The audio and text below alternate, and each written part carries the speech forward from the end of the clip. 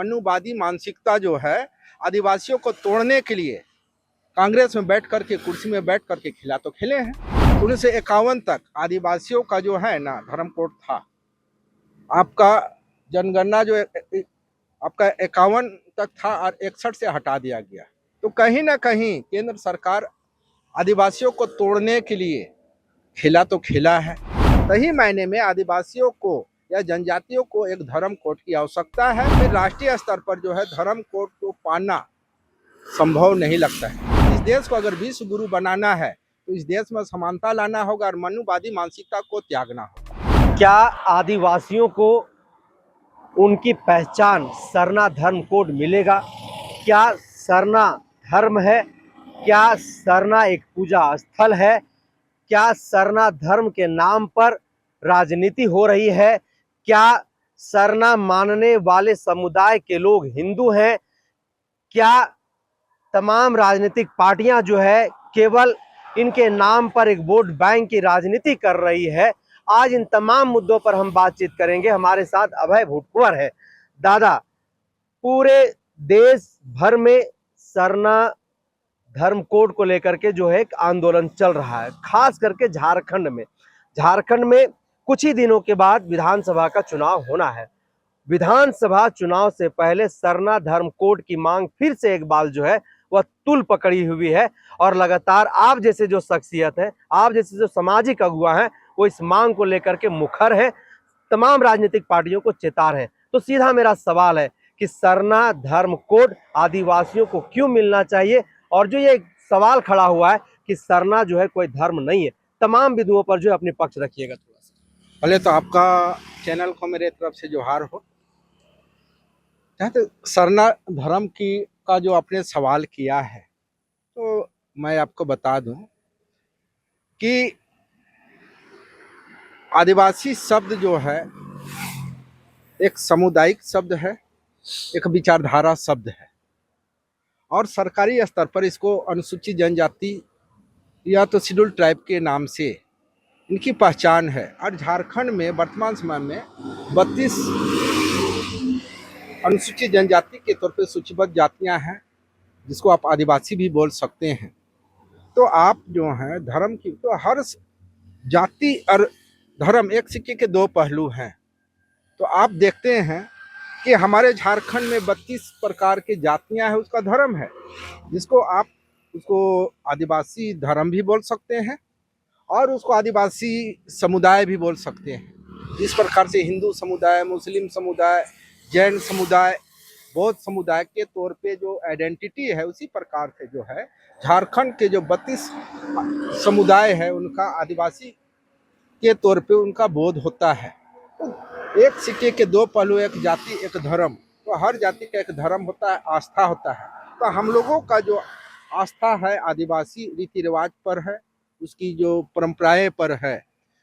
तो हाल के दिनों में आप जो सरना धर्म के नाम से जो झारखंड में जो है क्षेत्रीय स्तर पर जो है सरना नाम से धार्मिक आंदोलन हुआ और कमोवेश जो है झारखंड में जो है आपका सरना नाम से धर्म का जो मांग होने लगा है वो क्षेत्रीय स्तर पर ठीक है, लेकिन ये मामला राष्ट्रीय मामला है। इस प्रकार से पूरे देश में आपका 781 जनजाति पाए जाते हैं, जिसको अनुसूचित जनजाति के तौर पे पूरे देश में स्टेट वाइज जो है वर्गीकरण करके सूचीबद्ध किया गया है। तो वो सारे लोग आदिवासी हैं। तो आदिवासी का राष्ट्रीय स्तर पर धार्मिक मामला बनता है, उसका नाम एक होगा। हम लोग कल तक सरना के हिसाब से चलते थे, लेकिन अवसर मिला रजिस्ट्रार जनरल ऑफ इंडिया के यहाँ जाने का, फेस टू फेस होने का। तो उस जगह जो है और हमारे पूर्व जो गार्जियन थे छत्रपति शाही मुंडा, जो पूर्व MLC भी थे, उनके माध्यम से हम लोग जो हैं मध्य प्रदेश, छत्तीसगढ़, गुजरात, राजस्थान, मध्य प्रदेश, करीब करीब जो है 12-15 स्टेट हम लोगों ने घूमा। आदिवासी पूरे देश में है अनुसूचित जनजाति के तौर पे, और हर जगह जो है कमोवेश हमारे रीति रिवाज पूजा पद्धति जो है लगभग सेम है, लेकिन नाम का हम लोगों ने अंतर पाया। झारखंड में आते हैं तो सरना, उधर आपका मध्य प्रदेश छत्तीसगढ़ में जाते हैं तो गोंडी, गुजरात जाते हैं तो आदि धर्म, उसके बाद कोया पूनम धर्म, इस तरह से जो है बंगाल जाते हैं तो सारी। तो एक ही धर्म परंपराएं हैं, लेकिन अलग अलग क्षेत्रीय नाम से जो है मतलब धर्म को परिभाषित करने का प्रयास हुआ है, जो कि राष्ट्रीय स्तर पर जो है संभव नहीं है। एक समुदाय है हम लोग आदिवासी, और इसका जब तक नाम का सहमति, इसके लिए जो है हम अगर देखें, चूंकि हमको अवसर मिला है हर राज्यों में जाने का, तो वो जो हम पाए कि जब नाम के लेकर के हर जगह चर्चाएं हम लोगों ने कराया, और उसका मेरिट और डिमेरिट और जो भी सिस्टम है, सिस्टम के हिसाब से हम लोगों ने वहाँ चर्चा किए। तो आपका जो है राष्ट्रीय स्तर पर नाम में आपका गुजरात, महाराष्ट्र, उसके बाद जो है छत्तीसगढ़, मध्य प्रदेश के जितने भी जो आदिवासी समुदाय है, कहीं ना कहीं इन बातों को लोगों ने समझा, और उन लोग बोले कि ठीक है, हम लोग क्षेत्रीय स्तर पर अपना नाम को कायम रखते हुए राष्ट्रीय स्तर पर जो है हम लोग क्यों ना आदिवासी शब्द, क्योंकि संविधान में अंगीकार नहीं है, हम लोग जो है अनुसूचित जनजाति के तौर पे अंगीकार है। अगर आदिवासी शब्द जो है, जिसको हम आदिवासी रीति रिवाज के तौर पे भी पहचाने जाते हैं, अगर इसको जो है सरकारी स्तर पर अगर रजिस्टर्ड करना है तो आदिवासी धर्म के नाम से अगर किया जाए, और क्षेत्रीय स्तर पर सरना, ब्रैकेट में सरना हो जाए, गोंडी हो जाए, कोया पूनम हो जाए, ताकि उनकी क्षेत्र ये पहचान भी कायम रहे। लेकिन हम क्या देख रहे हैं कि झारखंड में चूंकि जो है सरना के नाम से सूचीबद्ध कराया दिए हैं लोग, तो वो जो क्या है कि उसको छोड़ने के लिए तैयार नहीं है। जब आप छोड़ने के लिए तैयार नहीं रहिएगा तो फिर राष्ट्रीय स्तर पर जो है धर्म कोड को पाना संभव नहीं लगता है।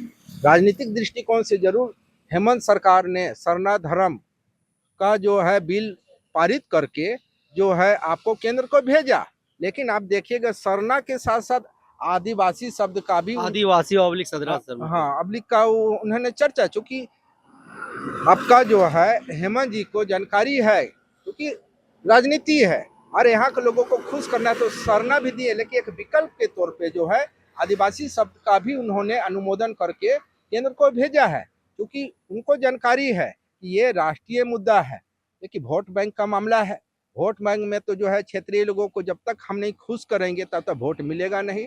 और अभी चुनाव का पीरियड आ रहा है, फिर सरना धर्म कोड की बातें आ रही है, और राजनीतिक तौर पर सही मायने में आदिवासियों को या जनजातियों को एक धर्म कोड की आवश्यकता है और राष्ट्रीय पहचान की जरूरत है। इसके लिए जो है जो सर्वसम्मत नाम अगर हो सकता है आदिवासियों के लिए, तो है आदिवासी धर्म के नाम से ही धर्म कोड का मतलब लागू होना, और उसके अंतर्गत जो है सरना, गोड़ी, कोया पूनम, आपका जो भी और क्षेत्रीय नाम है उसको समावेश कराने की जरूरत है। दादा, हेमंत सोरेन ने जो विधेयक को विशेष सत्र बुला करके केंद्र को भेजने का काम किया, आदिवासी ऑब्लिक सरना धर्म कोड, इसका आपने भी जिक्र किया, क्या सरकार के पास पावर है कि अपने राज्य के इतनी बड़ी आबादी को उनकी जो मांग है वो यहाँ से उनको दे सकते थे? क्योंकि कुछ लोग आरोप लगा रहे हैं कि वर्तमान जो सरकार है वो सरना धर्म कोड को लेकर के आदिवासियों के साथ राजनीति कर रही है। एक वोट बैंक का जो है वो कहीं ना कहीं लोगों को गुमराह कर रही है ताकि हमको एक बड़ा वोट बैंक मिल जाए। क्या इनके पास यह कानूनी तौर पर, क्योंकि आप जानकार हैं, इनके पास यह अधिकार था? क्या इनके पास ऐसा कुछ रास्ता है कि राज्यवासियों को जो मांग है सरना धर्म कोड का, आदिवासियों का 86 लाख आबादी है, ये सीधे तौर पर राज्यवासियों को दे सकते थे? देखिए, संविधान का अनुच्छेद 342 में आदिवासियों के संदर्भ में हक अधिकार के बारे में वहाँ चर्चा है, उनकी मांग के बारे में चर्चा है। तो जो भी आदिवासियों का जो भी मांग है राज्य सरकार के पास आएगा, राज्य सरकार उसको अनुमोदन करके केंद्र को भेजेगा, और 342 के तहत संसद में ही जो है कानून बन सकता है। तो अगर जो है पूरे देश के विधानसभाओं से अगर हम धर्म कोड का जो बिल है पारित करके अगर हम केंद्र को भेजते हैं, तो निश्चित तौर पे जो है केंद्र को कानून बनाने के लिए, धर्म कोड का कानून बनाने के लिए बाध्य किया जा सकता है। और लेकिन एक विधानसभा से नहीं होगा, राज्य के सभी जितने भी राज्य हैं, उन राज्यों में जितने भी विधानसभा है, उन सभी विधानसभा से आदिवासी ऑब्लिक सरना धर्म कोड की बात हो या फिर आदिवासी कोड की बात हो, उस विधेयक को उन सभी विधानसभा से जो है पारित करा करके केंद्र को भेजना पड़ेगा, तब यह कानून बनेगा। हाँ, ये चूंकि केंद्र रजिस्ट्रार जनरल ऑफ इंडिया जो है राज्य के अधीन है नहीं, रजिस्ट्रार जनरल ऑफ इंडिया जो है भारत सरकार के अधीन है, तो ये केंद्र का मामला है।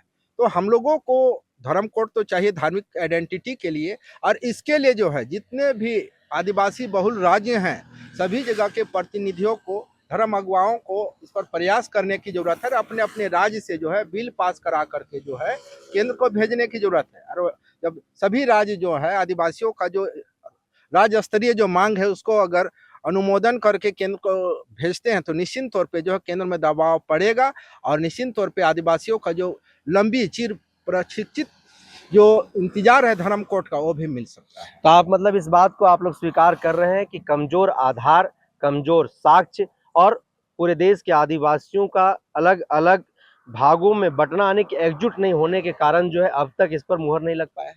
एकदम, इसलिए कि जो है आप देखिएगा देश आज़ादी के बाद 1951 तक आदिवासियों का जो है ना धर्म कोड था। आपका जनगणना जो आपका 51 तक था और 61 से हटा दिया गया।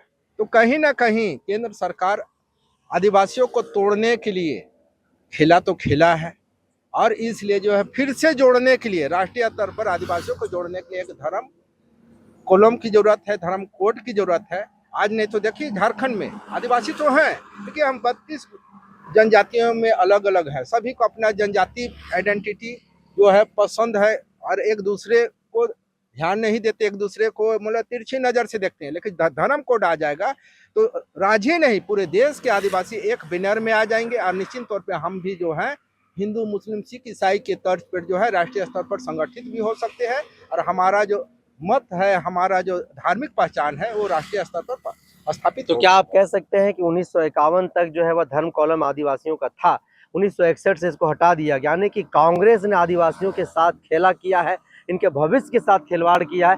आप ये लोग सीधे तौर पर कह सकते हैं जो तमाम पूरे देश के अंदर कहीं ना कहीं ये बातें जो है दबे जुबाव ही सही कही जाती है, और भाजपा खास करके इस पर खुल करके बोलता है कि आदिवासियों का जो विरोधी है, आदिवासियों के भविष्य के साथ जो खिलवाड़ किया है वो कांग्रेस है। देखिए कांग्रेस एक पार्टी है, पार्टी निर्जीव होता है, उसका जो संचालक जो कुर्सी में बैठे हुए लोग होते वही पार्टी को चलाते हैं। तो कहीं ना कहीं मनुवादी मानसिकता जो है आदिवासियों को तोड़ने के लिए कांग्रेस में बैठ करके कुर्सी में बैठ करके खिला तो खेले हैं। तो मनुवादी मानसिकता जहाँ जहाँ भी होगा, चूंकि मनुवादी मानसिकता जो है भेदभाव आधारित है, असमानता आधारित है, और इस देश को अगर विश्व गुरु बनाना है तो इस देश में समानता लाना होगा और मनुवादी मानसिकता को त्यागना होगा। तो आदिवासी न तो हिंदू है, आदिवासी न तो ईसाई है, आदिवासी न तो सिख है, आदिवासी न तो मुसलमान है, आदिवासी आदिवासी है, और इस भूखंड का पहला व्यक्ति है, इस धरती का पहला व्यक्ति इन्हें माना जाता है। और आज़ादी का अमृत महोत्सव पूरा देश बड़ा धूमधाम से मनाया, और लगातार यह सिलसिला जो है अनवरत जारी है।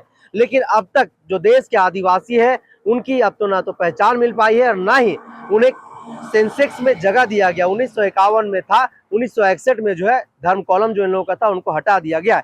सरना धर्म कोड अब भी झारखंड सहित पूरे देश के लिए ज्वलंत मुद्दा बना हुआ है। इस पर क्या कुछ होगा हम आपको लगातार ऐसे अपडेट देते रहेंगे। तब तक आप बने रहिए हमारे साथ। जोहार।